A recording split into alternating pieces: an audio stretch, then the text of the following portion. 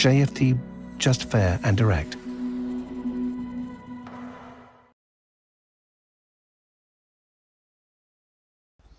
Okay, hello and welcome everyone. Welcome to JFD Traders Tea Time with me, Darius Anucauskas. Today is the 23rd of October 2020. So yep, welcome everyone. Welcome to this Friday's afternoon quick session where we're going to have a look at some of the markets, a few of the charts, some of the charts that I looked at this morning just to see how some of them are getting along. Some new ones, of course. And before we do that, let's quickly have a read through our risk disclaimer. So, the content we produce does not constitute investment advice or investment recommendation, should not be considered as such, and does not in any way constitute an invitation to acquire any financial instrument or product. As always, a few seconds for you to read the rest and we can continue.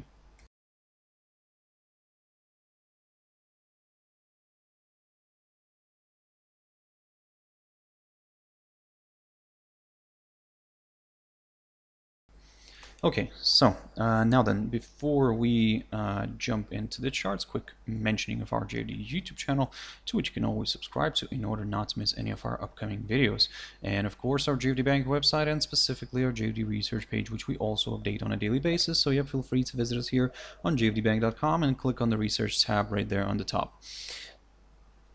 Now, quick update on the German DAX here. You can see that the index is traveling back inside this territory. Now, this morning I talked about this, and basically what I was saying that in a way there is a chance for this one to move higher. However, for me to get a little bit more excited with the upside, let's say, I would prefer to see maybe at least a push above this 12,727-28 zone right here, where you can see that the index kind of found very good resistance, or should I say is finding still good resistance, because the index is not closed yet. So yep, for now I'll keep an eye on this one, and of course I'll keep an eye on this level right here. We'll see if the index can remain within the inside this rising channel, because at the moment, well, what we're getting here is a nice false breakout on the weekly chart, and if I jump into that one, you'll see exactly that. So basically, at the moment, although we did get a drop this week below this lower side of the rising channel, still, I mean, as you can see, it was seen as a false breakout, and that's why maybe going into next week we could see some more upside. However, let's not rush into anything yet. First, let's see how today's daily candle is going to end and where the weekly candle is going to end as well. So, like I said, keep your eyes on that one. Also, jumping into S&P 500. Here the index yesterday closed in the positive territory. Looking at the cash index right now, I believe it's also trading higher. Let me just double check that. Let me just confirm that as well.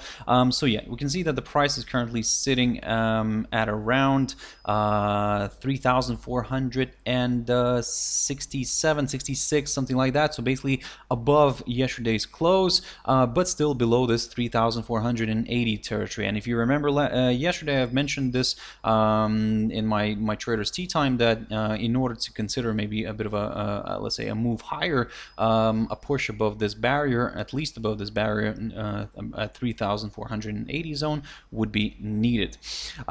Also, jumping into gold here, and the gold is continuing to balance above this upside line. To be honest, not much excitement here in gold, and the same idea remains as I've mentioned throughout this whole week. If you want to look some higher levels, wait for that confirmation break above the 1933 territory first, and then wait, and then we could, like I said, yeah, aim for some higher levels. At the same time, yes, of course, the commodity is trading above this upside support line taken from the low of the 28th of September. This way kind of confirming that it's forming these higher lows. However, as I said, it's still struggling with this 1933 territory, but if we do get a nice pop above it, then yes, higher levels could be met. Also, just going away from all this a little bit, this morning in my Traders Espresso, we had a gentleman asking about how much emphasis do I put on RSI indicators, indicator or the other one?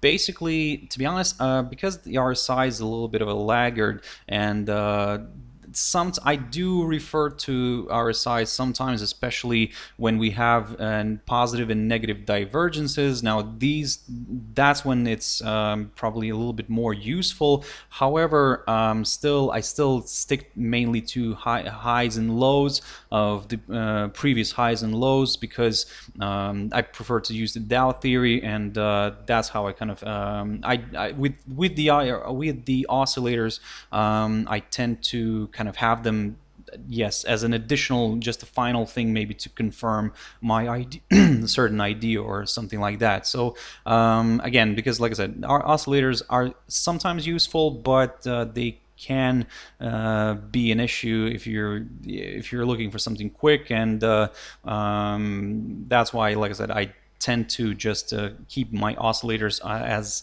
a second thing, as a second confirmation. But like I said, mainly I look at the highs and the lows. So I don't know if the gentleman who asked the question is present in the room right now, but I hope that helps. If you do have any more questions on something like that, please do not hesitate. After the video gets uploaded, you can leave a comment below the video, and I can pick up on that, and I can just get back to you, and yeah, we can go from there basically. But at the moment, for example, here in this point, you can see that yes, the RSI is kind of flat. It's kind of oscillating around the that 50 mark here, but it's just basically confirming what has been happening recently. So at the moment, although it's it's just bang on 50 right now, so basically it's probably, I would say, it's useless. But yeah, at the moment, if we do get a breakthrough, let's say, of this upside line, and then a drop below the 1877 territory, yes, the RSI would be pointing to the downside then, but basically would still confirm the whole idea that the current little short-term uptrend has been broken. So like I said, it just I prefer to kind of keep an eye on these highs and lows instead. So jumping into WTI oil here, quick update. To be honest, not much is happening here. Still waiting for the same thing here that I've mentioned this week. In order to consider the higher levels, and I need to push above. I need to see for a push above this 41.46 level right here, and ideally a daily close. Because what I don't want to see here is a false breakout like we had this week. So that's why, if we do get a nice daily close above this 41.46, yes, that's great news.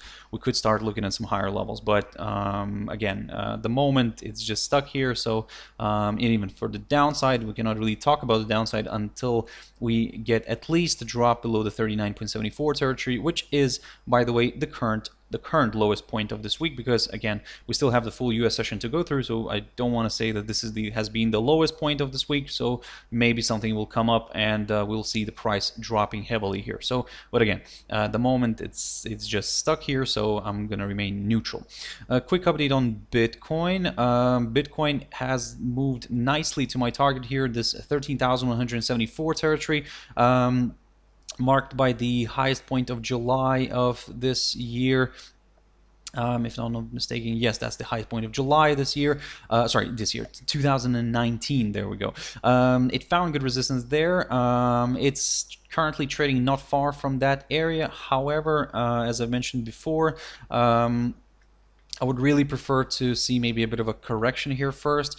So in other words, if we do see the crypto here struggling with overcoming the 13,174 territory, or in other words, the highest point of July of 2019, then we could see a bit of a correction here to the downside. So again, let's see how all this is going to play out. But if we do start seeing this reversal here, then all eyes are going to be on this key area of support, which which this week I talked about as a good area, a good potential area of resistance, and now this area could play out as a nice area of support. But if that gets broken, then yep, further declines here could be possible, and we'll still consider this move lower here below this, let's say 12,400 zone. We'll consider that move as a corrective one, because don't forget that we're still trading above this upside support line taken from the low of the 8th of September. AUDCAD, I haven't looked at this one for quite a while, but look at this beautiful move here. So initially, in the beginning of this week, we saw the pair declining nicely below this 200-day EMA, and on Wednesday, it quickly reversed back to the upside. It traveled higher, and today it continued to move higher, but it failed near this 0.9392 territory marked by the lowest point of September. So this lowest point of September is now taking the role of being a resistance, a good resistance. And in a way, if the pair stays today below this area and below this downside resistance line taken from the high of the 21st of September, then there is still a chance for the bears to step in somewhere here and drive this one lower. However, if that gets broken, then yes, in a way we could start looking at some higher levels. But at the moment, we cannot really talk about the upside. We need that confirmation break first of this downside line, and then yep, we could consider some higher levels. At the moment, it still is a bit of a tricky one, so that's why we'll keep an eye on this one. We'll keep an eye on this downside line, and if it gets another hold up here, another slide is possible. USD-CAD. Now this one is a bit of a different one here. So here today, to be honest, it's trading in like on an undecisive manner.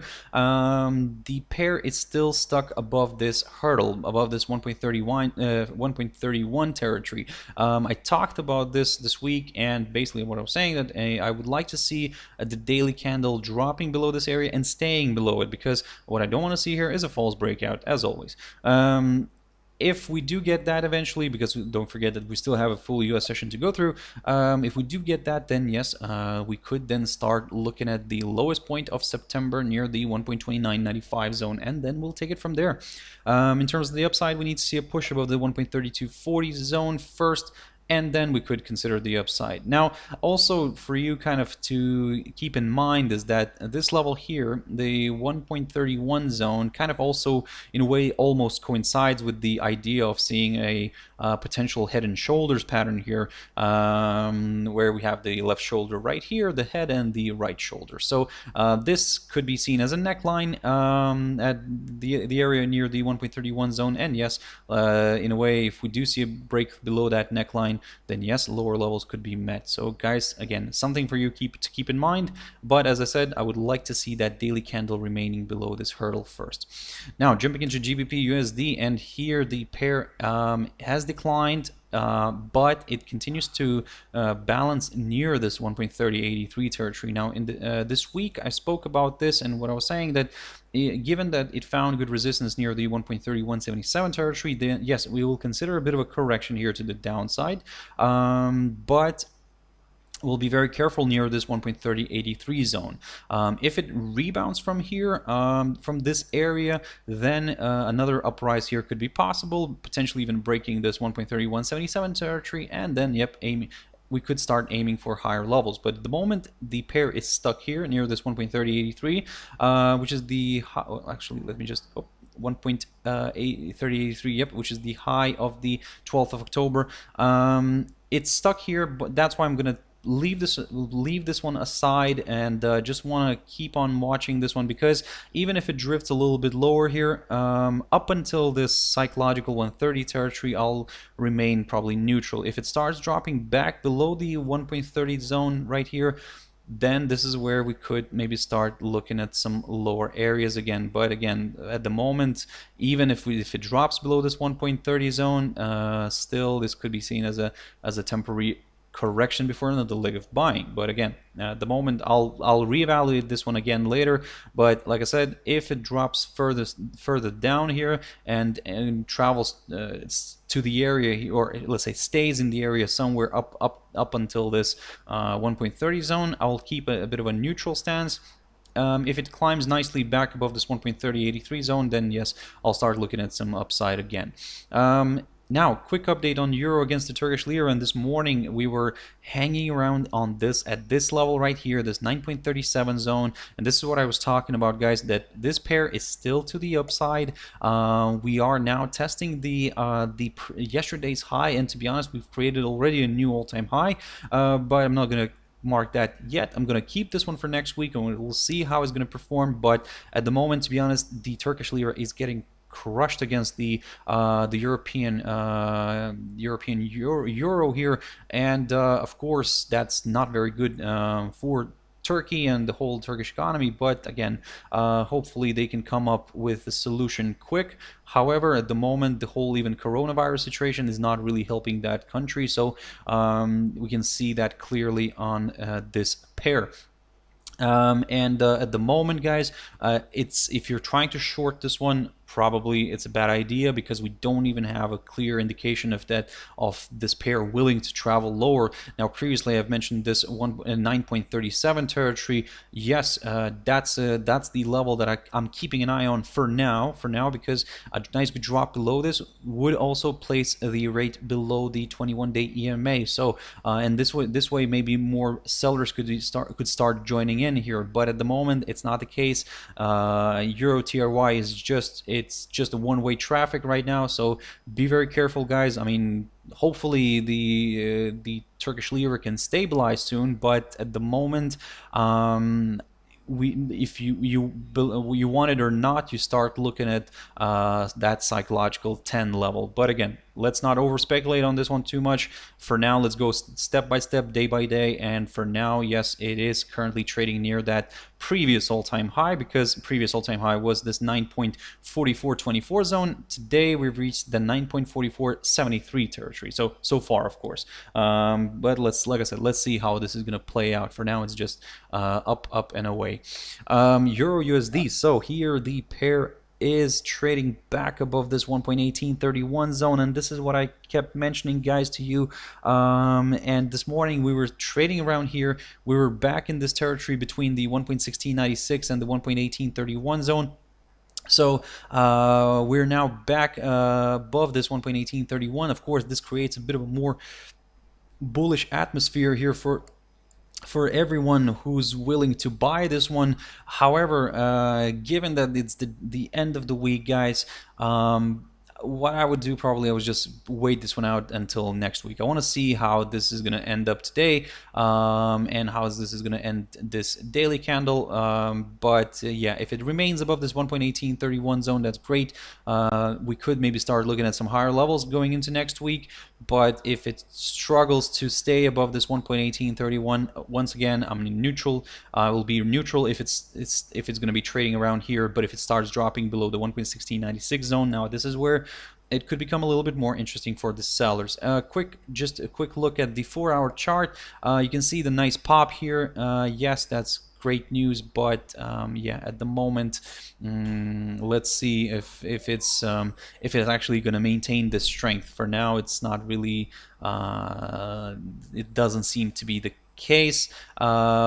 But again, like I said, everything is possible. So let's see how this day is gonna, how this is gonna end up being. Because what I don't want to see this one right now is, for example, a lot of buyers jumping in here right now, and by the end of today, and just let's say during the whole U.S. trading session, this one will start reversing back down and falling below the 1.1831 level again. So that's why, guys, be very careful, stay safe, have your stop losses in place, and everything will be fine. So I really appreciate you joining in, guys, today, yesterday, and throughout this whole week, guys. And I really appreciate your support, your views. I hope you're enjoying this. I really do. So yeah, thank you very much, guys, for your help, for joining in my videos.